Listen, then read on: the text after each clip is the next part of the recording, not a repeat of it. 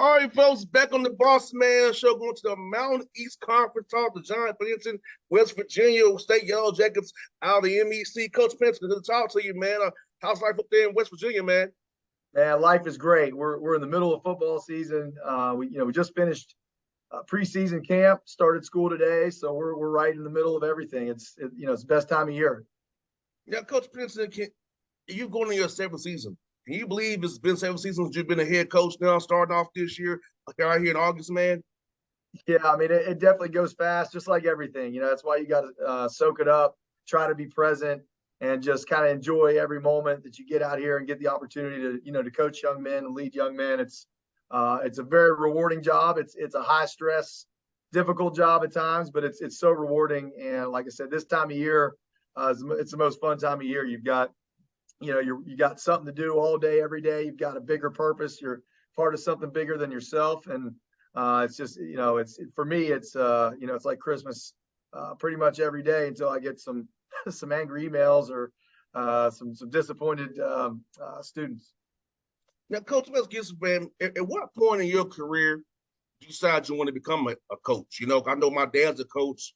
He'll be 85 years old in 2 weeks, and he still gets calls his players all the time. So, at what point did you decide you want to get into coaching? This be your life's path? It wasn't something that I ever really thought about doing. I always kind of had this assumption that in order to be a head coach, you had to be like a big, loud, mean guy. It was kind of the coaches I had growing up, and it necessarily wasn't in my nature. I was always a captain. I was always vocal, but I wasn't necessarily a yeller and a screamer. I'm a typically positive attitude, optimistic guy. So I just didn't really think that was in the cards for me. And after I got done playing, I was, just looking for something to do. And I had an opportunity to go to grad school at West Virginia Wesleyan. They were going to pay for grad school and get my MBA, and I was going to coach for them. And I thought, well, I'll do it. I'll get my MBA, and then I'll figure out what I want to do with my life. And from the day I started coaching, I knew I wanted to be a head coach. Like from the exact, I remember it, that first practice I ever went to, first summer camp, it was kind of my interview. I thought, this is exactly what I want to do with the rest of my life. And then I spent the next, I don't know how many years, 14 years or so, trying to learn what I need to learn to become a head coach. And now I'm, blessed to be in this position that I'm in today. Now, Coach, I know how it is for me. Being in radio the last 14 years has kept me around the game. The NFL wasn't in my cards, but I didn't want to get a 9 to 5 job per se. The radio Yeah, done a same great here. thing. I feel like, you been a coach, me being in the media, getting to be around it. There's something about being around a team and the guys, just being around the action that still gives me goosebumps to the day. When I get on some sideline, man, I feel like I'm gonna go hit somebody again. Something about this being around that camaraderie, being around the guys, man. You can't replace that or replicate it in anything else we do.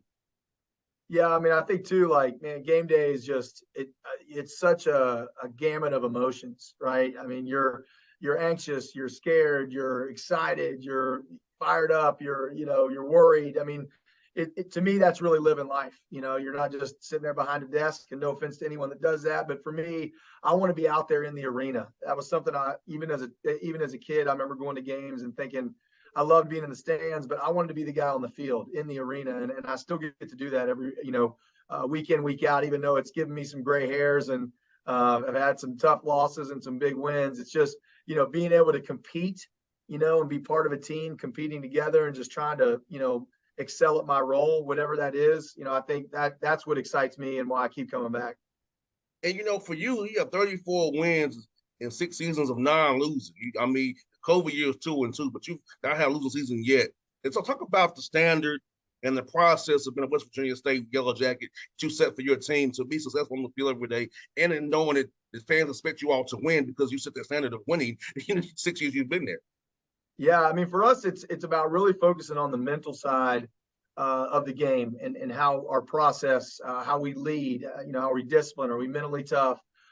So our standard and being a great teammate, that I love being part of a team. Me and my wife are a team. Me and my kids are a team. Me and my staff are a team. And so I just want to be part of a team and have a role and try to do well at it. So, that's the standard we hold our guys to: being mentally tough, being a great teammate, and having the discipline you need to have to be successful. And I think that the outcome kind of take care of itself, right? If we do a good enough job as a coaching staff, teaching these young men how to have a championship mindset, teaching them how to be a great teammate, how to be a great leader, and what you need to do in those roles, then we're going to have success on the football field. And as we get better, more and more talent, facilities get better, that those wins should continue to grow and more every season. So, I kind of look at it like, you put water in a freezer and initially everything starts to change, but you can't tell. It looks like water at 40 degrees. It's still water, but there's a lot of change happening.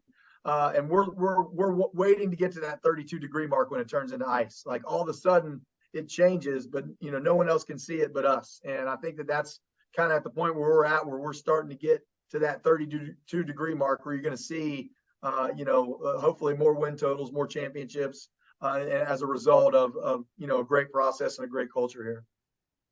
And also one thing about you all is good too, is because West Virginia loves their sports. There's no pro team in West Virginia, so it's you guys, it's other schools in the state that get a foul because the state is not a professional state. So talk about the fan support you all get, knowing that people can really focus on you in the community, really be a part of what you're building, because that's something that's very important too in college experience for a young man as well. Yeah, I mean, we have an incredible, Yellow Jacket Nation is amazing. And this is my hometown. So I grew up here, and there's so many people connected to West Virginia State in the Kanawha Valley, which is, like I said, my hometown, my area. So just, the people that are rooting for us and connected to us and that have either went to state or worked at state or know someone that came here has been just incredible. And we don't have a professional team. And, right now WVU hasn't been that good. So a lot of people are, excited about seeing what we're doing here and having a local coach, doing things in the community. I think that goes a long way. But, also being, an HBCU, we have incredible tradition.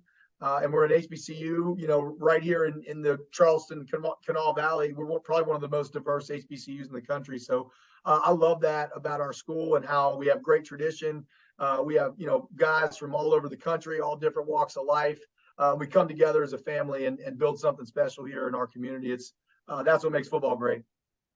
No doubt. And I'll ask you, Coach, how has recruiting changed for you with the portal? I feel like there are guys that are really FCS players or low FBS players who are going to D2 now because the FBS fives only want a known commodity. So and they're not really going after high school guys very hard. So you feel like you're getting better quality high school players and the JUCO players now, where the portal and the NIL is up to the FBS level. Yeah, I haven't noticed it significantly. I think every now and then there is a player that gets overlooked, but they do an incredible job at that Division I level of scouting, and very few times does a guy slip through the cracks that may have the measurables. Now you still may be able to find a guy that doesn't have the measurables that does slip through the cracks. But the transfer portal has definitely changed our recruiting calendar. How we look at recruiting. For us, it's all about developing young men into leaders. So we necessarily, we always want to get great high school players to develop them. But at the end of the day, we can develop a 20-year-old the same as we develop an 18-year-old, on and off the field. So it just gives another added element that it was already there, to be honest with you. It's just a little easier to find information on those guys, and it just makes it a little more efficient for us. Like we brought in 6 transfers in the spring. All 6 fit. They fit our culture perfectly, and they're all going to play. They're all, right now, probably all of them are starters. So, I mean, that helps you go out and get guys to come in and help immediately and not kind of have to force those young guys into developing, playing right away. You can really focus on their development. And so, so it's changed some things of how you do it. But at the end of the day, it's still, it's still recruiting. You just recruiting some older guys maybe that you weren't in the past. Well, no doubt. Let me ask this coach, that you're the head coach, OC, and quarterbacks coach. So I feel like it's good to have your hands on it all right there. I feel that's a good thing because I feel like you can, you know what you want to do. I don't know. I know my dad was the same way. He called plays on offense too. He didn't want to pass that off, delegate that. So how's for you, man? Praying your quarterbacks, man.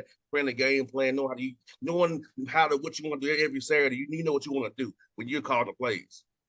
Yeah, I mean, it does help, that you're in control of it. But I think, I love to delegate, and we've got some great coaches that I do delegate to, and they do a lot with the run game and the pass game, and we kind of put our heads together. So it takes a lot off of my plate where I can, some weeks I got to focus more on being the head coach, make sure that the ship is tightened up. Some weeks I got to focus more on the offense because, we got to get the ball moving or score more points. So it allows me to kind of pick and choose where to put my energy and my focus. And having a great staff, that's why you have a great staff, because I can rely on Ramon Lee and Andrew Workman to take care of the offense when I need to focus on being a head coach. And I can rely on George Shell and BJ Buckle on the defensive side and with our culture to handle things on the defensive side of the ball when I need to put more emphasis on the offense. So I think that's a big part of it. And, in Division II, a lot of times, when you have a great coach, they move up to the Division I level. And we've had guys that are coaching in the NFL and Division I. And if you get away from that too much, you're going to end up constantly changing things on offense. So it makes things a little smoother to, kind of keep me in charge, but facilitate it through our younger coaches, if that makes sense. I mean, Ramon does an outstanding job, and Andrew Workman, they really make it go. And I just kind of oversee it and know, what plays to call accordingly. And we put our heads together to make that happen. So, they are co-offensive coordinators, and not just by title. I mean, that we brainstorm everything together. We come up with everything together. And for those who are not aware about the Mountain East Conference, Coach, tell the listeners about the MEC, how tough the ball is in that conference, and what kind of styles you see throughout the season when you play in the MEC. Well, there's not a lot of what you would call bottom feeders. I mean, Notre Dame's won the conference 5 years in a row, and they've gone, made some runs in the playoffs, so they're the team to knock off. But it is a constant cycle between the other, 8 or 9, teams in the middle that are trying to get to that top spot. So there are no easy games on your schedule. I mean, I looked at it hundreds of times this year, and it doesn't get any easier. So it makes it tough, to win week in and week out when but if you get to that championship caliber, once we get to that championship caliber team, then that's when you can do that. So we haven't been there yet. That's why, we'll be able to beat some teams this year, and some teams, we won't beat them. You'll drop a game every so often, whereas Notre Dame can kind of hold that high standard week in, week out, and that's what we're trying to get to. And as you all prepare for the season, at what point do you start really preparing for that week 1 game? Because I know you're trying to work on your sales install stuff right now. So how much do you balance install versus ready to prepare for that first game of the year? That's a great question. And right now we're still in camp mode for this week. So we play on a Thursday night. So we're going to give ourselves about a week and a half to get ready for Moorhead. So we're still in that team building mode. But I'll be honest, in the summer, we kind of looked at Moorhead, kind of tried to figure out, okay, what do we want to install early? Because we're probably going to use it against Moorhead. So we kind of built the install schedule based off of what we thought we would call against them. And that way it's not too big of an adjustment when we get to it. So right now there's nothing Moorhead. We're all offense, defense, building the fundamentals of our schematics and kind of trying to find out, who are those go-to guys, who are winning those starting positions, those, role player positions. And we got another week of that. Friday we have a scrimmage, and then after that we're moving on to Moorhead. 100%. That Coach West gets, man. So when you're not being the head coach, man, running this great program that you're running, what's things that you do in your spare time for listeners that we interest our listeners up in Charleston, West Virginia? Well, I've written a book. I've got a PhD, so I wrote a book on goal setting. I nerd out on goal setting and mental toughness and discipline. I've got 3 kids and a beautiful wife, and I spend the majority of my time with them. My parents, I live a half mile from my parents, so very family oriented. Don't get too far from my house, and try to stay, just spending as much quality time with them as possible. I work out a lot. I love to work out. I love to compete. I play pickup basketball, not during the season, but you're either going to find me doing some type of competition, hanging out with my kids, or writing a book or talking about leadership. I was asking about the goal setting piece, coaches. I know that that's something I stress to my interns. It's about setting goals. I know for me in this show, I have what I want to get for it: sales, listenership, hits, or whatever you want to call it. And I set out to get that. You want to always put something out there to try to attain that, then shoot past it. So talk about how important it is to set goals and to have measurables and markers to see where you are on your track to hit that goal and bust through it and beyond. Well, you can't hit a target you can't see, right? So you got to set a target and writing it down gives you, a much better chance of, I think it's 10 times greater chance of achieving it once you write it down and put it on paper. So that's where it starts. But for us, we focus on those daily goals. I like to reverse engineer my goals. So if I wanted to lose 20 pounds, I wouldn't really focus on that 20 pounds. I would focus, kind of what do I need to do today? I need to eat a certain amount of, or not eat a certain amount of things this week. I need to, work out a certain amount of times this week, kind of set those weekly and daily goals. And that's what I focus on and try to keep track of how I'm doing. So, for me, I have 5 things that I do every single day. It's I don't know if you've heard about it. It's called 75 hard. But you work out twice a day, you drink a gallon of water every day, you read 10 pages of a book every day, and you stick to your diet every single day without stopping for 75 days. So I really focus on, the daily goals, and, that hopefully that gets me to the end result. And I think if you focus on that end result too much, you're going to take a lot of losses, right? Because, there's only one day of the year somebody wins a championship. So every day I can't focus on championship. I got to focus on, connecting with my players, measuring, how we do in team, are our plays efficient? So just really going in and focusing on those daily, weekly goals is what I try to do. And the book I wrote is called Small Wins Equal Big Gains. So looking at those small wins, if you do enough of them, it'll really create that end result that we're all looking for. That's why I like your title, because I tell my interns about it all the time. Small wins. I say, because when you're like me, I don't have any backing besides what I do myself. So Yeah. I'm fully independent. So it's like, for me, it's always been about the small wins. Oh, I got in here. I got this guest today. Like, so it's always to build this platform for 14, 15 years. There's a lot of small wins to get me here, to get to where I'm fully funded by my sponsors, not by, going in my pocket anymore.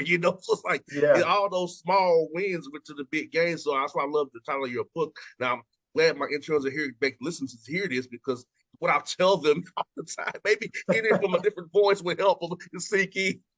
Oh, definitely. I always have to bring in speakers because I know our team probably gets sick of me saying the same things over and over again, like a broken record. But, it's always helps when you bring someone in maybe from a different angle. And that's really what we're teaching is perspective. Our kids have great values, great parents. We're trying to teach them maybe a different way to look at things that helps them, have a more successful, more joyful life, and to go on and achieve some of those goals, like your interns that, hopefully they achieve that end result by maybe changing a little bit of how they look at things. Now, I got 2 of them going for doctorates, coach. So Wow. tell them. So if you could give us some tips why you can about go for that dissertation to finish that doctorate degree, man. Because I got 2 of them here who are going for that, man, in Georgia State. Well, it's not going to be easy. It's going to take a long time, maybe longer than you think. That would be number one. But I've always been good at following instructions. So whatever I was told to do, I just do it. I was a very coachable player, and I think as long as it's laid out for me, I'll be able to finish it. So that was it. I just put my head down, do exactly what I was told to do, and just not stop until completion. But it took me 7 years, so it definitely wasn't easy. 100%. But Coach Pennington, thank you for your time today, Coach.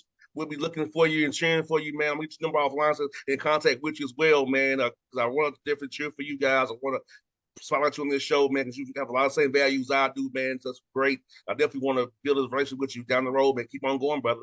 Yeah, definitely. Send me your address. I'll send you a book. Just I'll shoot you one.